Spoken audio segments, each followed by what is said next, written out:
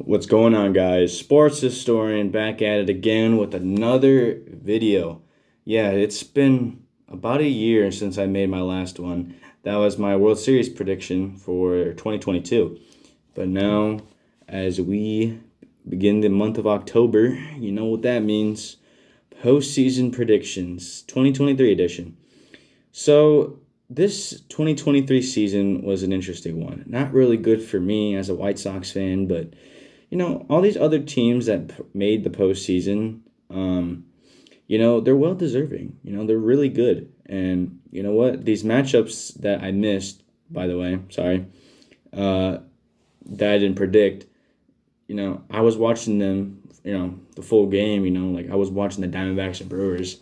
It was a great series to watch. It was entertaining, and I just fell in love with watching postseason baseball this season already. And there's still like 4 rounds left to go, or excuse me, 3 rounds left. So yeah, with further ado, before I get started, if you like the content that I make on my channel, I would suggest like, subscribe, leave a comment for support for me. That'd be much appreciated. I'll probably make another video later on this month about my predictions when the bracket is more set for the World Series. But without further ado, let's get into my postseason predictions for 2023. It's kind of hard to believe that we made it this far already this year. I mean, 2024 is almost here. But anyways, let's talk baseball, okay? That's what you came here to see. So our first matchup that I'm going to be talking about is the Arizona Diamondbacks, which are the 6th seed, versus the LA Dodgers, which is the number 2 seed. So like I was stating earlier in the video, the Diamondbacks faced off against the Brewers in the wild card. They swept them. So you had Zach Gallen pitching game 2, and then you had Merrill Kelly, I want to say, pitching game 1. And both of them struggled in the first couple innings, but Gallen especially really found his groove going into that Brewers lineup, who really aren't that good in the first place, excuse me. But they're known for their pitching, but their pitching kind of let them down, really. So when their pitching is down, you're pretty much winning that series 10 times out of 10 because their offense can't really hit outside of Yelich and Tyrone Taylor. But enough about the Brewers. The Diamondbacks bullpen that was very weak coming into this postseason really, really shined against Milwaukee. Paul Sewell, back-to-back nights getting saves. Sure, they were crucial situations, but hey, he got out of it just fine. And they're a sneaky team for me. They're really a dark horse team for me this postseason. So keep an eye on them. They could make a run. But, everyone knows who the Dodgers are. Okay, you have Mookie, you got Freddie. You got all those guys. And then pitching, you have Kershaw still. No Kenley this year, but, they still have Blake Trinan, so getting it done. Of course, the Dodgers. They've won, the division title 11 times in the past 12 seasons, which is crazy to even think about. The only one they didn't get was the Giants in 2021, one game shy. But anyways, the series should be very interesting because the Dodgers' star power, it's going to be hard for any team to beat, especially this young Arizona team. They haven't made the postseason in over 6 years. So they're a young team, but they have some veterans like Evan Longoria. They have some prospects too. Corbin Carroll is a monster with speed. I mean, he's the perfect guy to start off your lineup with, And then you have Christian Walker is also, he also broke out in that series against Milwaukee. But here's the thing that sets Arizona out from the Dodgers to me. Because all these good Dodgers pitchers, like Tony Gonsolin, Tommy John, what's his name? Dustin May, Tommy John. There's a lot of guys that are out that would normally be here but are not. Walker Buehler is out till next season too. So these other young guys for the Dodgers really have to step up, and I really don't know if they can yet. I mean, in the regular season, you can, sure, but that's the regular season. Postseason is a whole different ballgame, no pun intended. So I'm not sure how they're going to perform in the playoffs. The Diamondbacks have already proved to me, that they can pitch in the postseason and they can pitch themselves out of gyms because that's exactly what they did in Milwaukee. And that is why I have a hot take.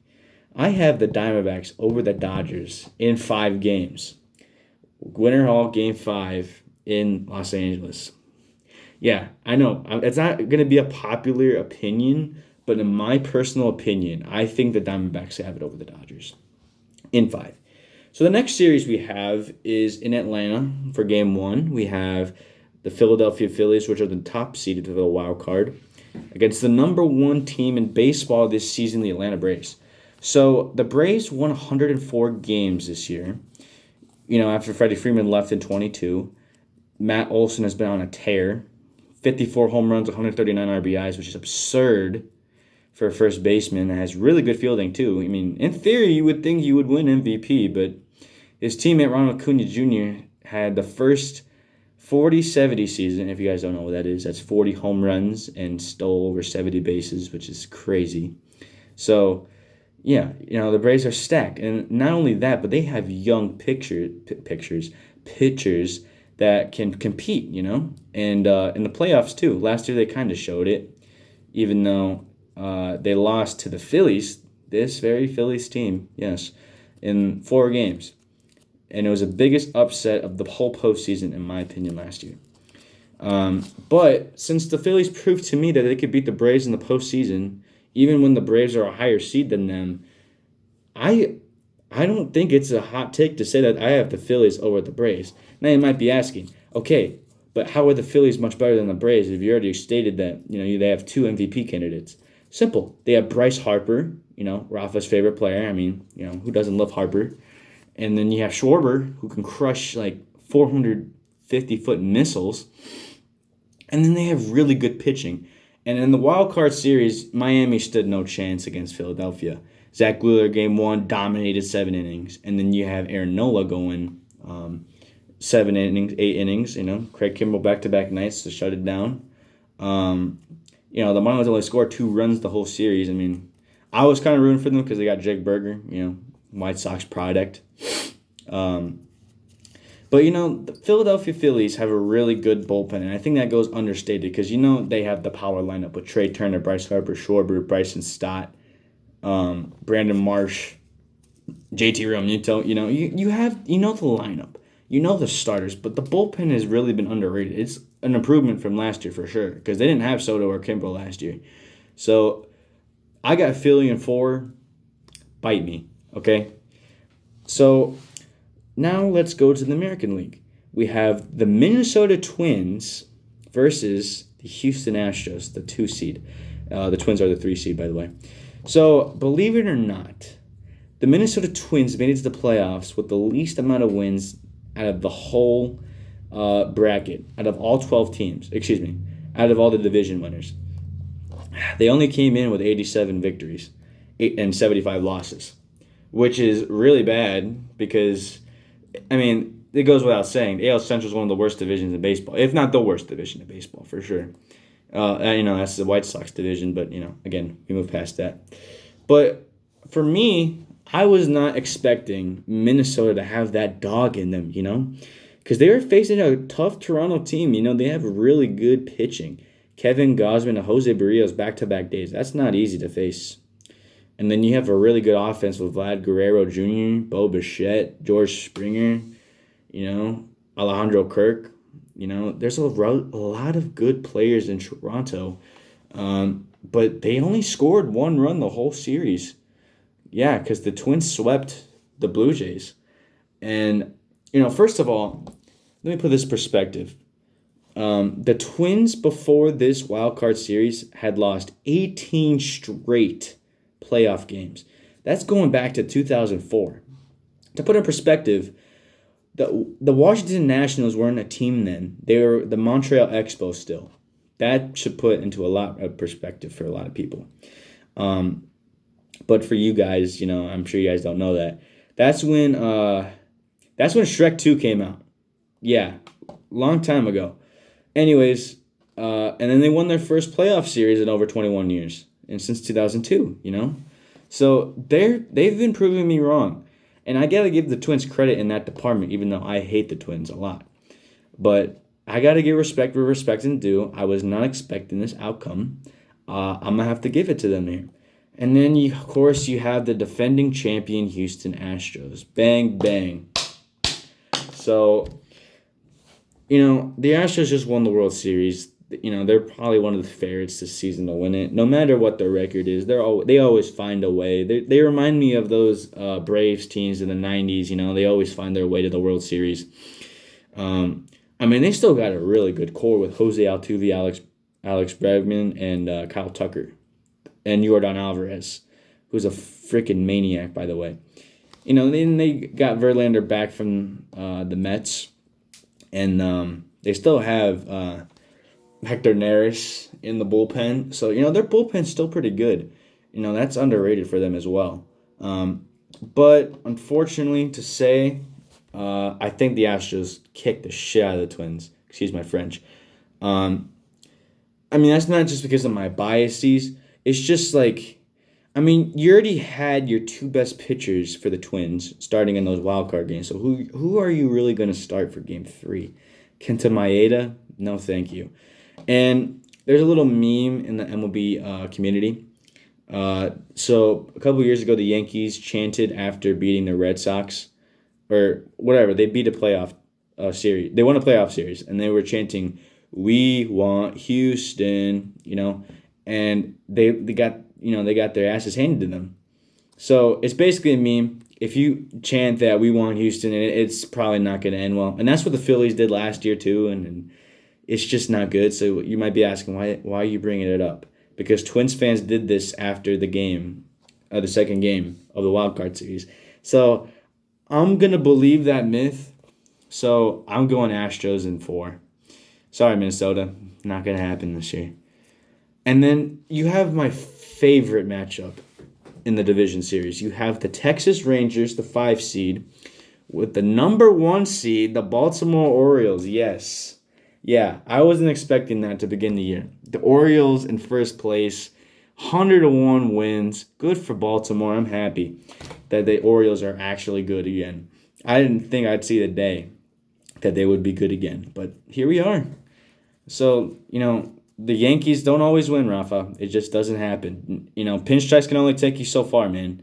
Same with you, Sebastian. Red Sox, you can't win all the time. Too much clam chowder, chicken and beer. If you get it, if you know, you know. Anyways, it's going to be a really, really good series because they both have young talent that can really do damage.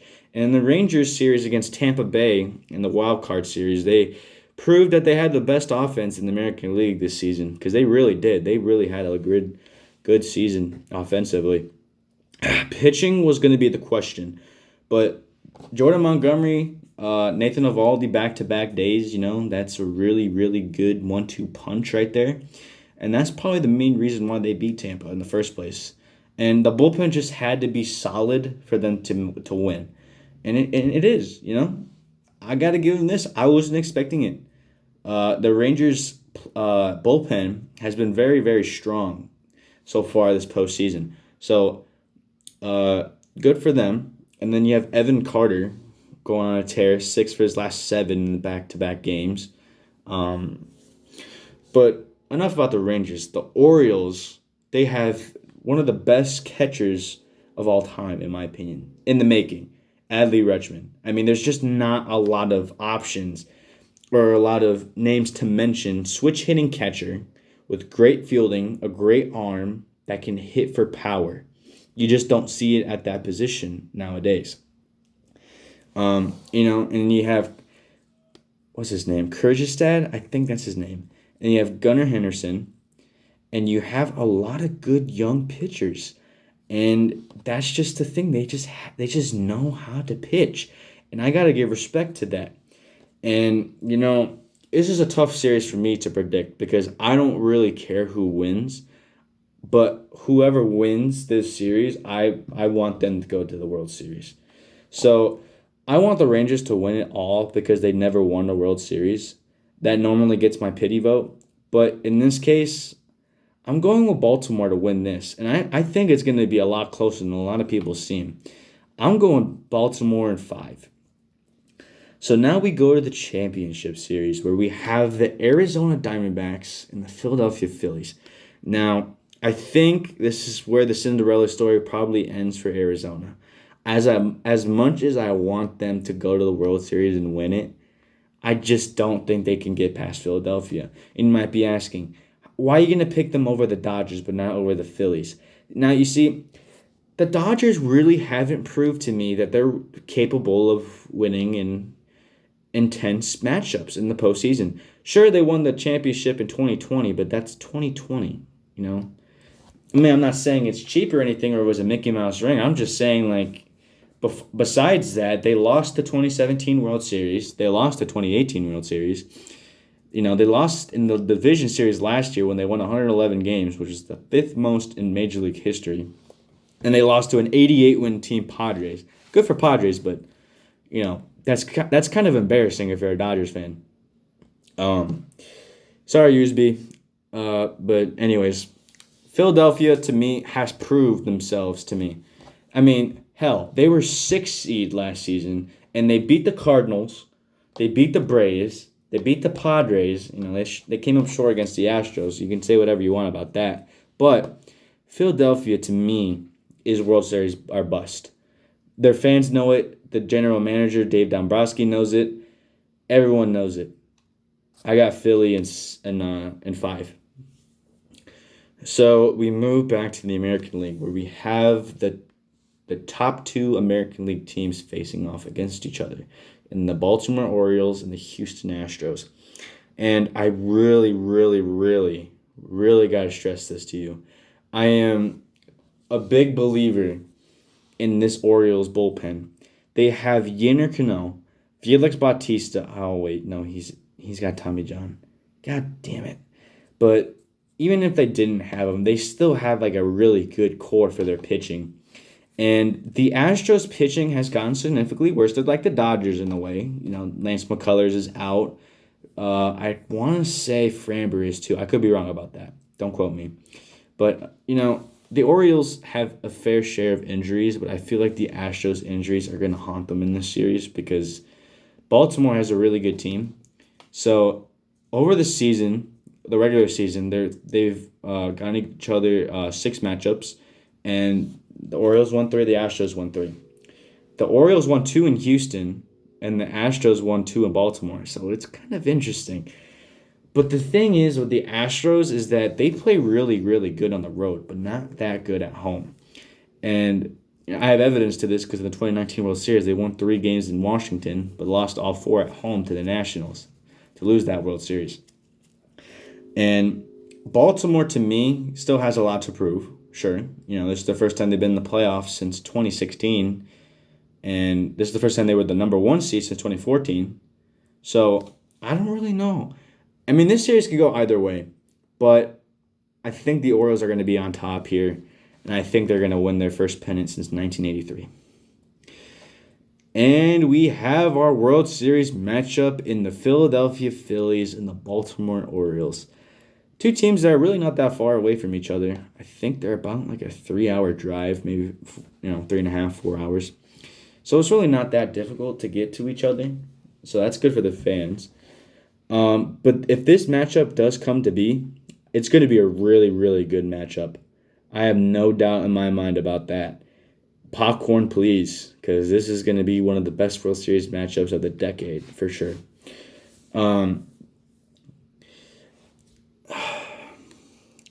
I have a hard time believing that the Phillies' offense is going to struggle in this series. But the Orioles' pitching, it really is just that good. To me, I think the Phillies a test for Baltimore because to me all year they proved that they could beat anybody, even Tampa. So in this series, you're probably going to start Nola twice. You're probably going to start Wheeler twice, and you're probably going to start Ranger twice if it has to come down to it. For Baltimore, who do you really start? I mean, sure you could start Grayson Rodriguez. You know, there's a decent amount of options, but there are a lot of young options. This might be a hot take to you guys, but I think I got Baltimore winning the World Series this year, man. I really do. I mean, I wouldn't mind if Philly won. I'm not going to be heartbroken if they won. But to me, the Orioles got my pity vote. So I got Baltimore over Philadelphia. So that is the end of my predictions for the 2023 postseason.